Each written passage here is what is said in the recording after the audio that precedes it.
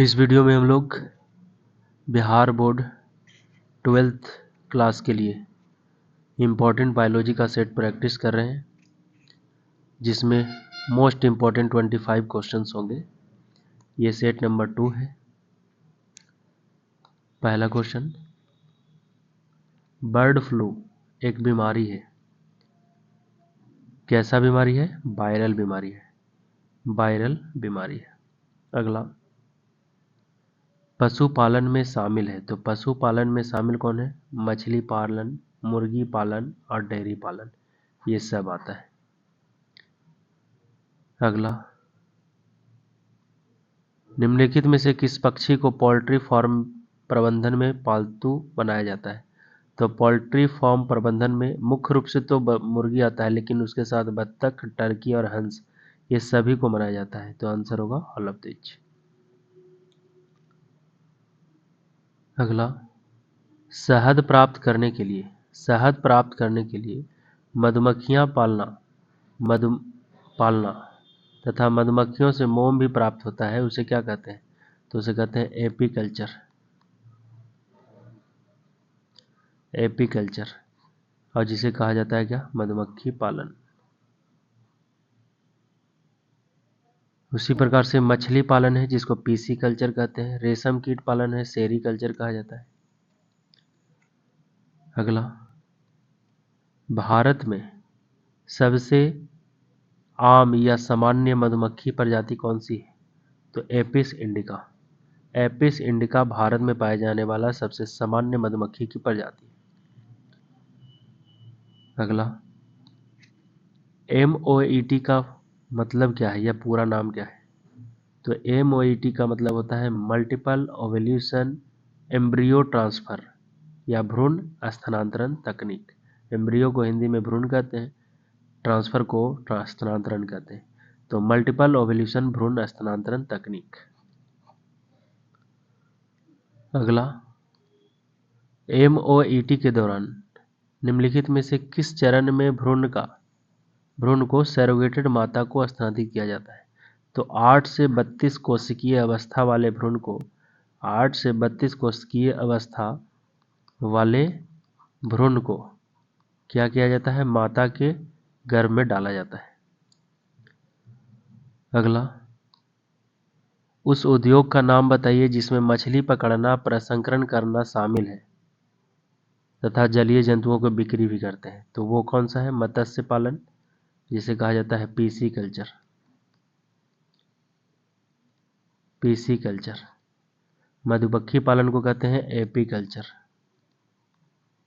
Apiculture. रेशम कीट उत्पादन को कहते हैं सेरीकल्चर। अगला, स्विस चीज किस बैक्टीरिया के द्वारा बनाई जाती है? स्विस चीज कौन से बैक्टीरिया से बनाई जाती है?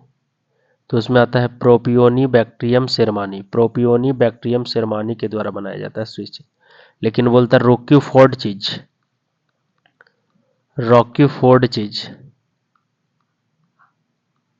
तो रॉक्यूफोर्ड बनाते हैं किसे?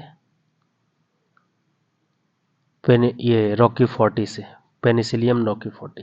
अगला, निम्नलिखित में से कौन सा जीवाणु दूध को दही में परिवर्तित करता है? तो दूध को दही में परिवर्तित करता है कौन सा? लैक्टोबैसिलस। अगला, ताजे दूध में स्टार्टर या इनोकुलम मिलाया जाता है।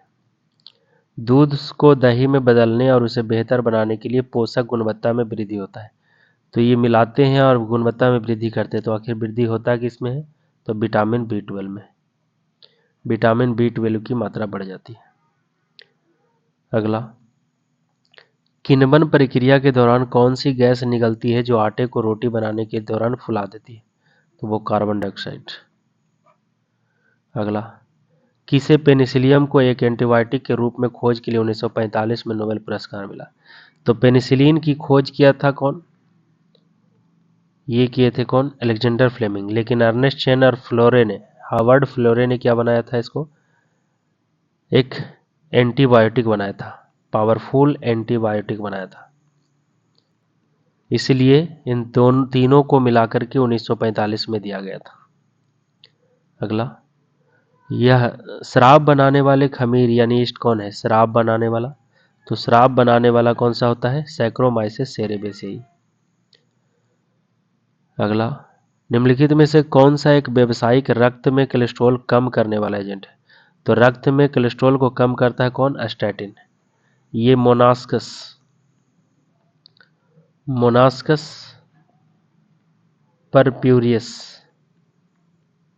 परप्यूरियस से प्राप्त होता है।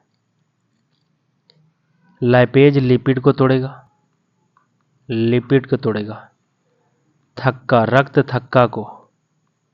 रक्त थक्का को तोड़ने का काम कौन करता है? कौन? स्ट्रेप्टोकाइनेज। साइक्लोस्पोरिन क्या करता है? इम्यूनो सप्रेसिव एजेंट होता है। इम्यूनो सप्रेसिव एजेंट के रूप में काम करता है। अगला, किसी एक उपयुक्त होस्ट में विदेशी डीएनए के टुकड़े को स्थानांतरित करने के लिए डीएनए वाहक का उपयोग किया जाता है। उसे क्या कहते हैं? एक डीएनए है, इस डीएनए को इस सेल में डालना है, तो इसको डालने वाले वाहक को क्या कहते हैं? क्लोनिंग वाहक, वाहन डीएनए और जीन वाहक, ये सभी कहा जाता है। तो क्लोनिंग वेक्टर भी बोल सकते हैं उसे। ऐसा डीएनए जो एक विदेशी डीएनए को होस्ट में स्थानांतरित कर दे, उसे क्या कहते हैं? क्लोनिंग वेक्टर या वाहक डीएनए या जीन वाहक डीएनए। अगला, वेक्टर PVR 322 पर 2 एंटीबायोटिक प्रतिरोधी जीन होता है। ये एक प्रकार का प्लाज्मिड है, आर्टिफिशियल प्लाज्मिड, जिसमें 2 एंटीबायोटिक प्रतिरोधी जीन है। कौन सा? एम्पिसिलिन और टेट्रासाइक्लिन। इसको लिखा जाता है शॉर्ट में AMPR और टेटार। अगला, एक वेक्टर में ओरी का काम क्या होता है? ओरी का मतलब होता है ऑरिजिन ऑफ रेप्लिकेशन, और ओरी काम करता है किस चीज़ में? तो ये डीएनए की प्रकृति में मदद करता है और साथ में कितना प्रतिलिपि बनेगा यानी उसकी संख्या को नियंत्रित करने में। तो आंसर होगा A और B दोनों। अगला, उच्च वेग वाले सूक्ष्म कणों